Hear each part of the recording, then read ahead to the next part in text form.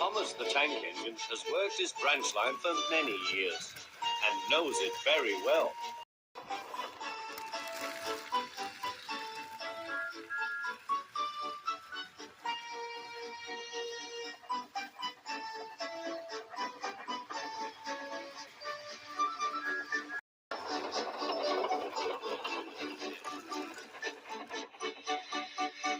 You know just where to stop, Thomas, laughed his driver. You could almost manage it without me. Thomas had become conceited. He didn't realize his driver was joking. Later, he boasted to the others. Driver says I don't need him now, he told the others. Don't be so daft, snorted Percy. I'd never go without my driver, said Toby earnestly. I'd be frightened. Puh, boasted Thomas. I'm not scared. You'd never dare. I would then. You'll see. The next morning, the firelighter came.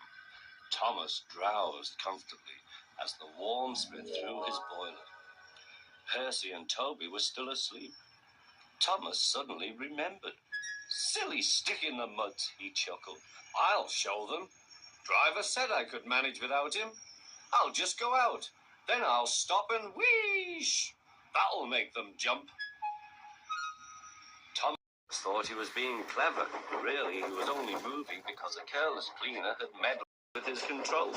He soon found his mistake. He tried to wheesh, but he couldn't. He tried to stop, but he couldn't. He just kept rolling along.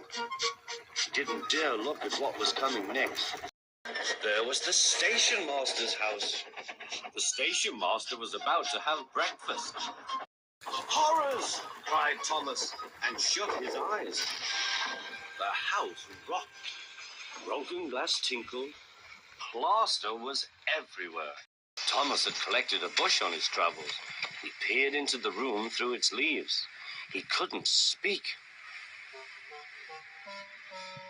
The station master was furious. His wife picked up her plate. You miserable engine, she scolded. Just look what you've done to our breakfast.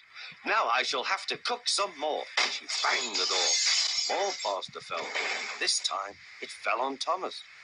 Thomas felt depressed. Workmen propped up the house with strong poles and laid rails through the garden. Then the Scottish twin engines, Donald and Douglas, arrived.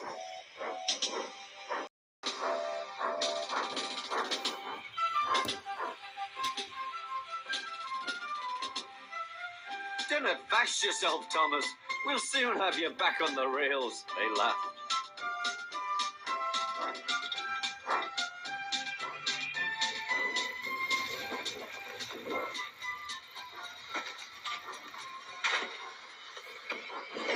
Donald and Douglas, puffing hard, managed to haul Thomas back to safety.